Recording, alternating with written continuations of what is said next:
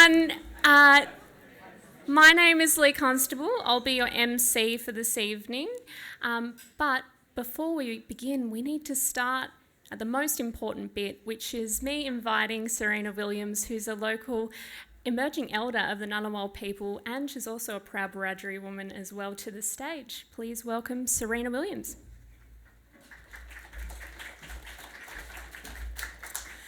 Good evening, ladies and gentlemen. My name is Serena Williams and I'm a very proud Ngunnawal Wiradjuri woman. I was born here in Canberra at this location in 1975 and was the last Ngunnawal woman who was born here from my family group. And it's a very special place to me here on the peninsula. Also it is to my people back in the day. I'd like to acknowledge the ANU and ACCESS-NRI for inviting me along today to ensure that our protocols adhere to, and being a part of this launch is quite exciting, and just been having some beautiful conversations around climate change. We as Aboriginal people are the oldest living culture in the world, and the country is very important to us.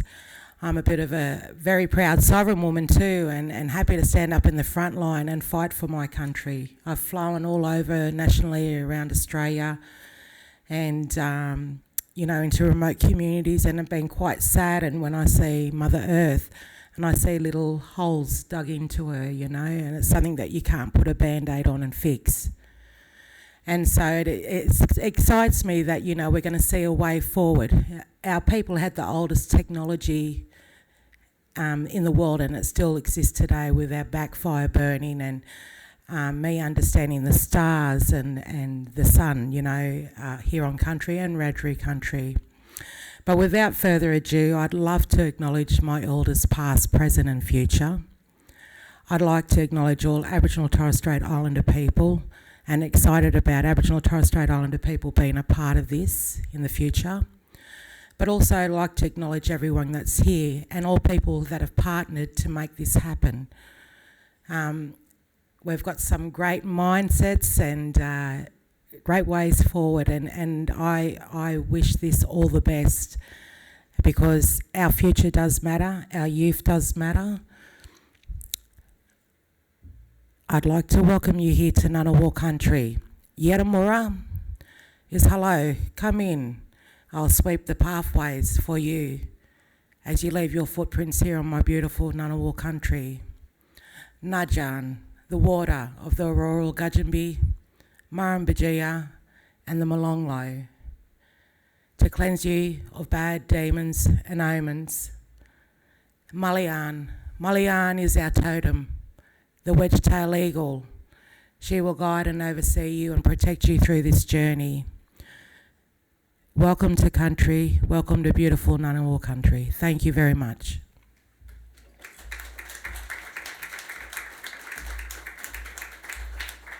Thank you so much, Serena. And I know, speaking to Serena before this event, I found out we've got a few things in common. As I mentioned at the start, my name's Lee Constable. I am, and then that's when I pause because there's lots of ways of describing it. A science communicator is often what I go with, but increasingly I'm talking more about climate and calling myself a climate communicator. Another thing I am is someone who was born here on the peninsula as well. This was a hospital. I think the maternity ward was somewhere over there, I can't remember. Anyway, I was born around here. Interesting to see what they've done with the place. And I also grew up on Wiradjuri country as well. So I am a farm girl. I grew up near Burrawa, and I'm not just a farm girl, but being a millennial and a farm girl, I grew up as a child of drought, the millennium drought. And it was that drought that really compelled me to be the first in my family to go to university and to study climate change. In fact, under the tutelage of at least one of the speakers here tonight. And I think that one of the problems is we've only since then had more children of drought, children of flood, children of fire. So this is an event that I was really excited to get invited to MC because it is some progress that is something to celebrate. Often people in climate don't feel like they have enough reasons to celebrate because they know too much. And I know, looking around at the faces, you've all seen a lot. But this is a great step forward, and it's great to remember that although the numbers, the data, the simulations, the algorithms that go into those simulations are so abstract and not tangible to so many of us, the results of that data, the application of those simulations is so tangible. There are positive outcomes and can be only more positive outcomes the more we invest in these things as the climate changes and as we act to change it for the better. I'd like to now introduce a video segment. Unfortunately, ANU's Vice-Chancellor Brian Schmidt, or Professor Brian Schmidt, I should say, couldn't make it this evening, but he did record a video for us, so we'll watch that now. Hello, everyone. I'd like to acknowledge and celebrate the first Australians on whose traditional lands and airwaves we meet, and I pay my respects to the elders past and present. Tonight, we are celebrating the launch of the newest national research infrastructure, the Australian Earth Systems Simulator, known as ACCESS-NRI. And I'm sorry that I am not able to join you all in person this evening, but I wanted to thank everyone involved in getting this off the ground and support from our founding collaborators.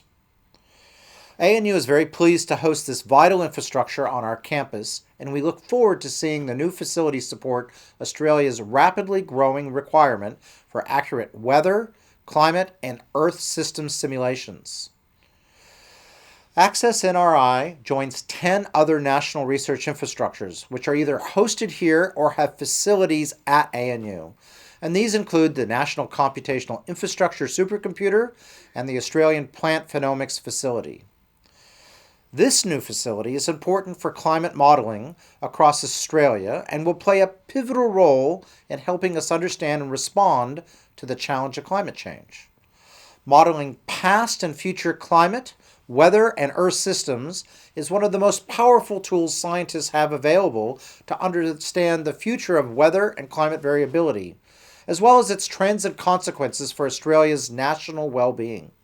ACCESS-NRI will provide the underpinning infrastructure for research that will yield new benefits to numerous policy areas, including community safety, agriculture, water, climate, energy, industry, security, defense, health, and environment. Even my own vineyard will almost certainly benefit. Earth science was really my first love with science, even before astronomy, and it has been said that ACCESS-NRI will provide the kind of transformation in weather and climate science that the Square Kilometre Array or Giant Magellan Telescope are bringing to my own fields of astronomy.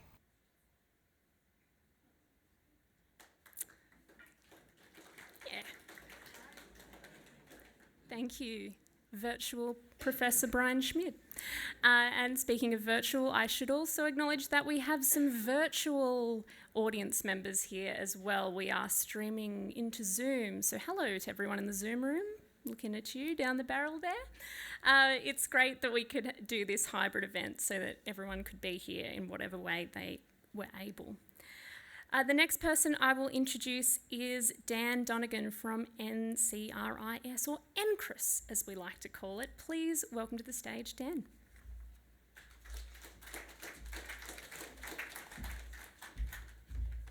Thanks, Lee. Good evening, everyone. Firstly, I'd like to thank Serena for her welcome to country and pay my respects to elders past, present and emerging whilst we're standing here on Ngunnawal land. So my name is Dan Donegan. I'm the Assistant Secretary for Research Policy and Programs at the Department of Education. And my branch is responsible for developing advice for the government on its research investments.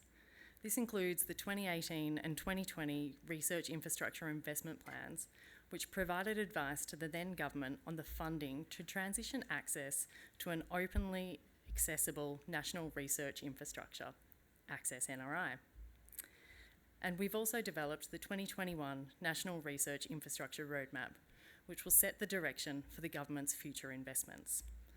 As a result, I have a very keen interest in the establishment and success of ACCESS-NRI.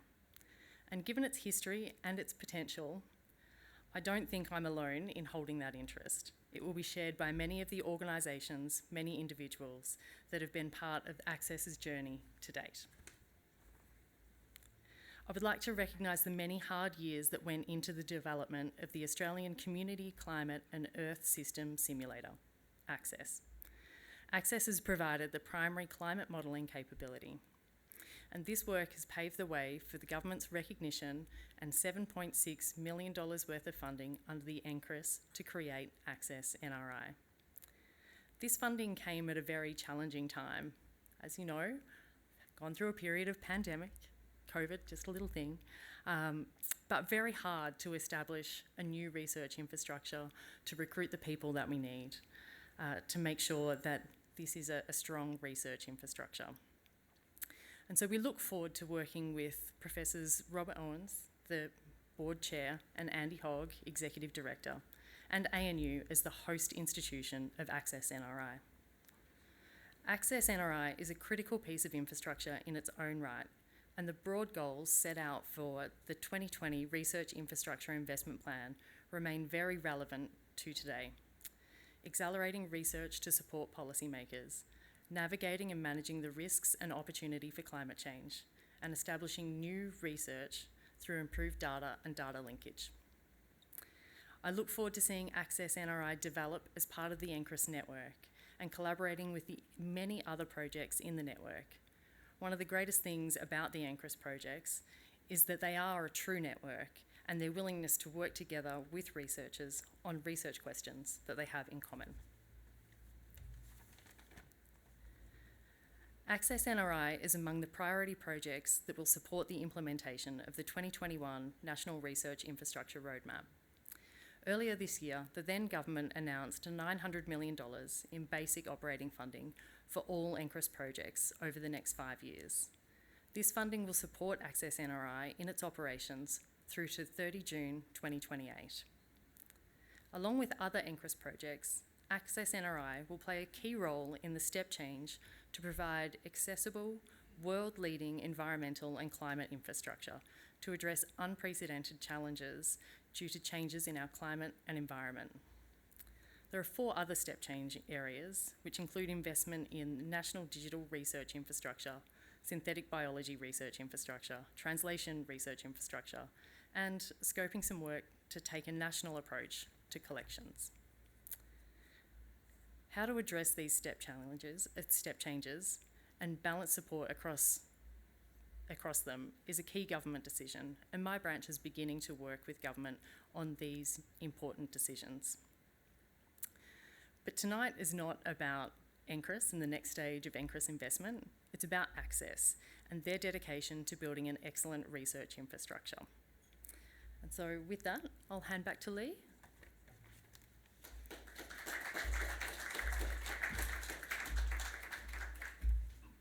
Thanks very much, Dan, and a great reminder of exactly what the acronym spells: ACCESS, the importance of having access to this data, to these models, and to the great things that they enable you to do with your research, and beyond research, what that will mean in terms of policy and in terms of the community.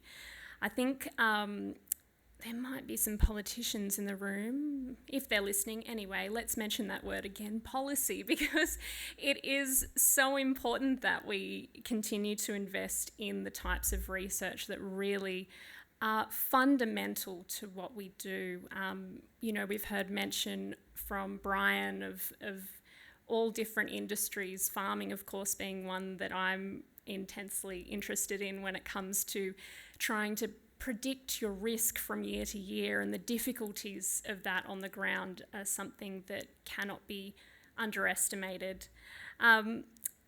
One of the reasons I get asked to MC is because I spent a little bit of time on TV. I hosted a show called Scope, which was a science show for about 4 years with Network 10. What that really did was put me face to face with a lot of young people and their passion for different science topics. And I can tell you that when it comes to climate, the next generation, or the current generation, I should say, are really passionate about this. And so I'm looking forward to seeing more of them in classrooms learning about climate, but also just out in the community in whatever ways they take part in our society, being able to benefit. So now we're going to hear from someone who was one of my lecturers at one point, but that's not what he's known for. And to be honest, I'm not really known for my marks in Blue Planet, I don't think either. But we're now going to hear from ACCESS-NRI's Director, Andy Hogg.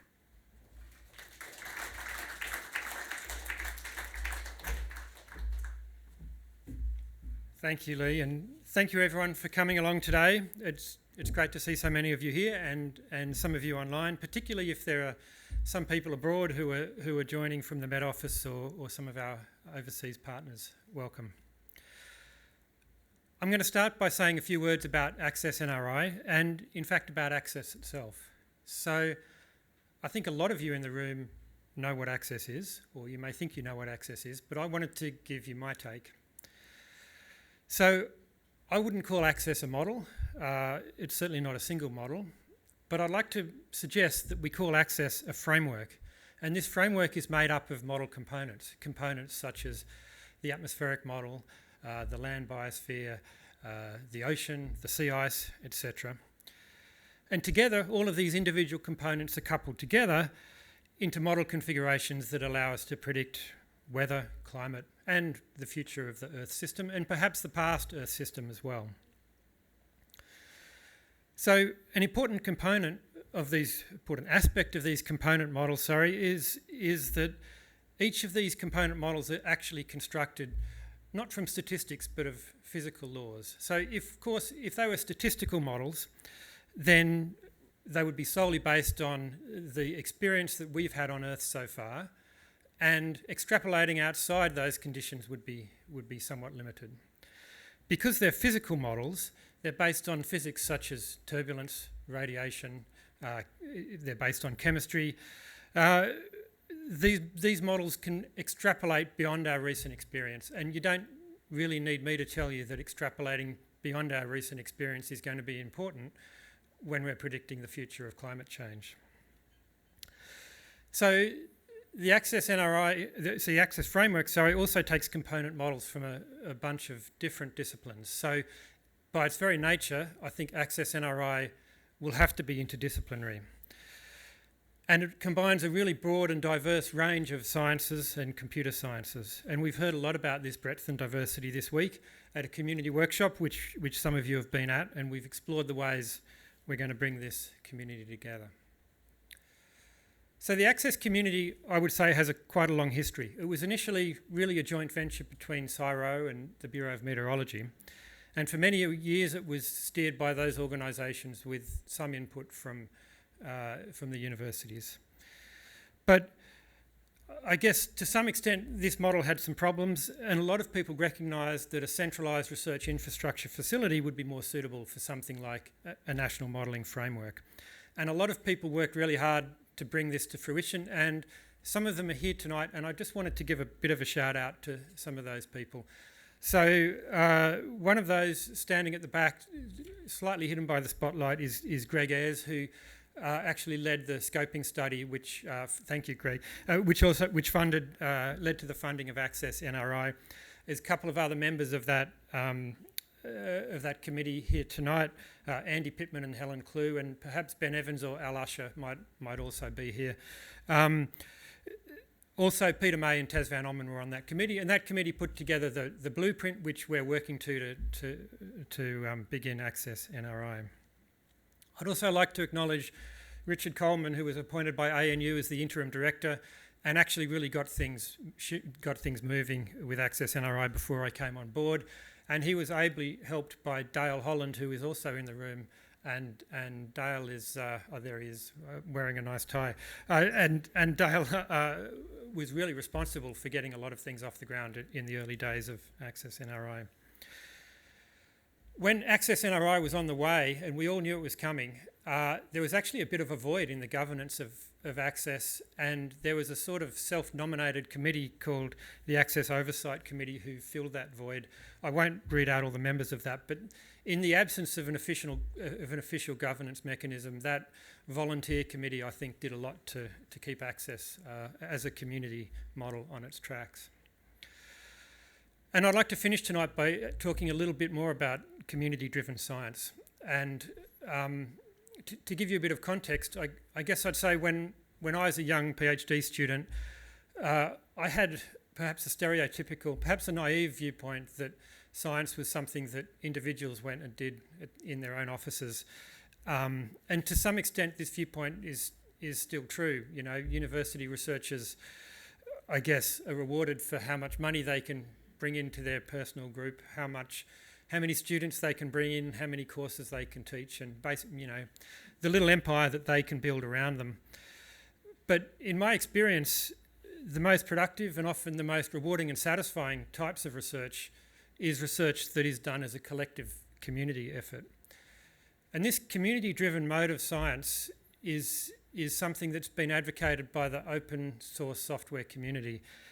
And in these communities, we develop, for example, research tools in a truly collaborative way, such as having forums for discussion with users, contributions from a real variety of scientists and computer engineers, tracking issues, tracing down bugs, and being able to reproduce what we do.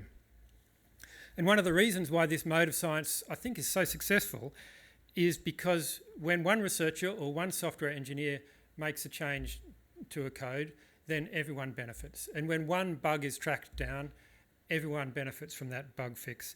And so in that way, a series of small contributions culminate in a community tool that clearly exceeds the capacity of individuals.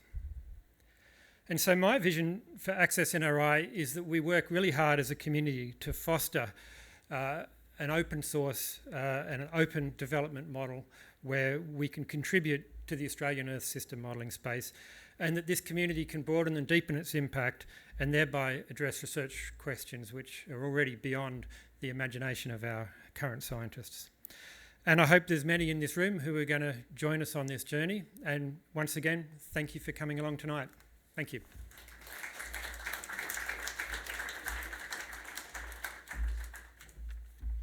Thank you very much, Professor Hogg. It's wonderful to hear you talk about collaboration, especially as someone with that professor word at the front of your name and explaining what it takes to get there. It's nice to see that there are people in academia who really value that collaborative approach to research. Something else that Andy mentioned was the importance of people with different disciplines. I think we've probably got a lot of different disciplines in terms of the university sense, but also skills and different viewpoints and experiences in the room, and that's really what goes to strengthen our efforts in these ways. I know for me, one of the best things about being first in family to go to uni is I didn't really have an idea of what a so-called good degree would be, and so no one told me until first week when I started to meet private school kids from Sydney that apparently combining science and drama, theatre studies, was a ridiculous combination. But anyone who is in academia will tell you that it's actually a very dramatic realm. So I do think that doing arts and science has worked out just fine, despite everyone's concerns. So speaking of the strength of different people's backgrounds, the next professor we're going to hear from is Professor Robin Owens, who's the chair of the board for ACCESS-NRI and a mathematician. Please welcome Professor Robin Owens.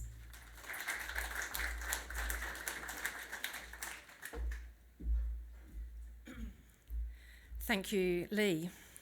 and everyone. So good evening, everyone. And let me begin, first of all, by thanking Serena for her warm welcome to country, which I'm sure is appreciated by everyone, but especially those of us that have travelled quite a long way to get here tonight. As Lee mentioned, I'm the chair of the ACCESS-NRI board, which comprises the founding collaborators of ACCESS-NRI, its director, and a number of independent members, of which I am one, as chair. Our role is to oversee the governance of this new research infrastructure and ensure its ongoing success. And so, as you can imagine, we are all very excited to be here for this launch. From all perspectives, the Australian Government's NCRIS infrastructure program has been incredibly successful. Since the program was first announced in 2004, it has been supported by both sides of government, and it has ensured that Australian science is now leading the world in several areas. Federal government investment has leveraged massive co-investment and supports internationally important activities that will have impacts and outcomes for decades to come. As a previous DVCR, I've been involved with the NCRIS scheme for much of this time and across many of its capabilities. This national collaborative infrastructure has shaped the research sector in Australia in many important ways, and I'll mention just a few. By its very nature, and because collaboration is a KPI for each capability, it has improved the volume and quality of the collaboration between Australian universities and our national research agencies.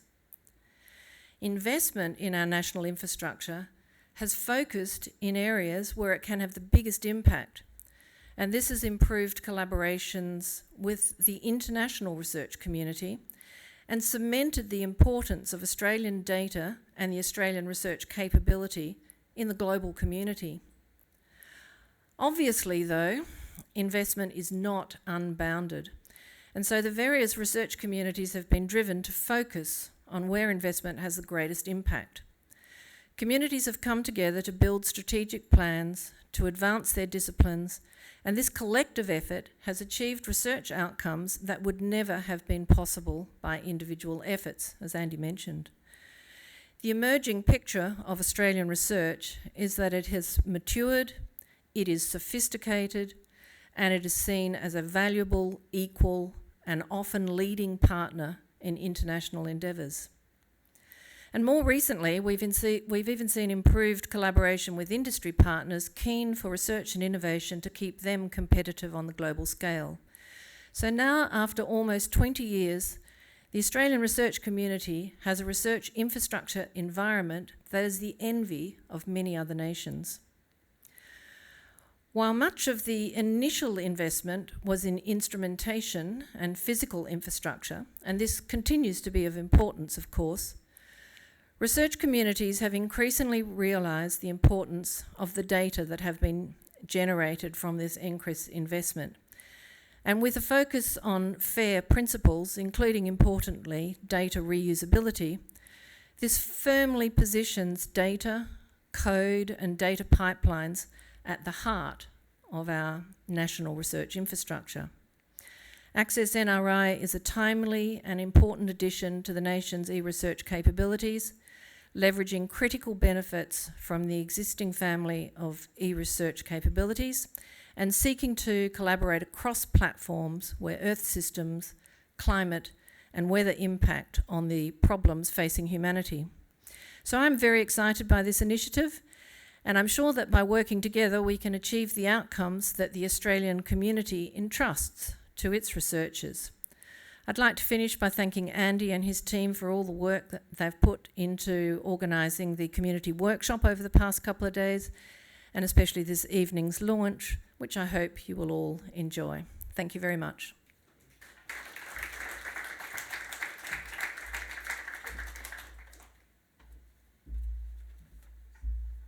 Thank you. Now, before I hand over to Dan to officially launch the event, I wanted to bring us back to where we started. We started with a welcome to country from Serena and her talking about the importance of caring for country and how that is tens of thousands of year old and ongoing living tradition for Aboriginal and Torres Strait Islander people.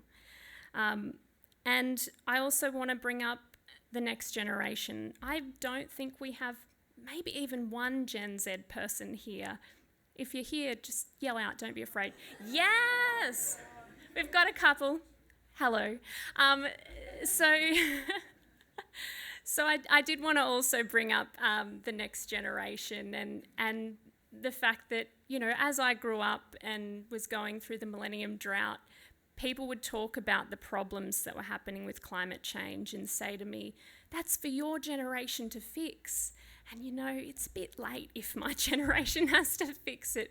So I really hope that what we're saying to Gen Z through doing things like that is that we're not waiting for you to grow up and get a science degree like people told me I needed to do if I wanted to fix it. We're doing it, that it is a multi-generational thing that we are doing now, and we're taking action now because we care and we want you to have a better future, but also a better now. I spent a lot of time on Twitch. If you don't know what that is, I'm guessing you're everyone except the two young people over there. Mostly it's a live streaming platform for video gaming. I decided to go on there and live stream myself, showing everyone this is the x-axis of this graph from the IPCC report, and this is the y. But what I actually found was a really positive experience of sharing data, sharing information, sharing these reports that people talk about, sharing the science and research and the things that Access is definitely a part of. Because there is a thirst for knowledge, not only for what the application is and what it means, but for where it comes from. And I'm very happy to say that I can't wait to get on Twitch and let everyone know what that I've been talking to a bunch of climate scientists. With that in mind, where we've come from in terms of tens of thousands of years of wonderful relationship with country, and knowing we can go there again and we can move toward that positive relationship with earth, sea, sky. I just want you all to keep that in mind wherever you go as far as climate science and the application of it goes. And with that in mind, I'll hand over to Dan for the big launch that everyone's been waiting for. Dan.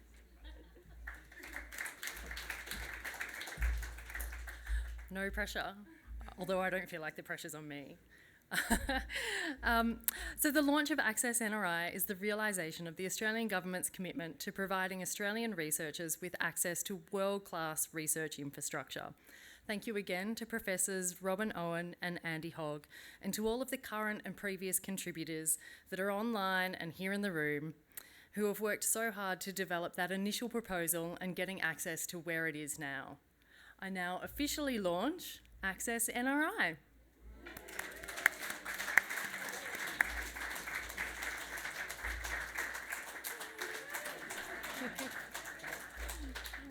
Well done.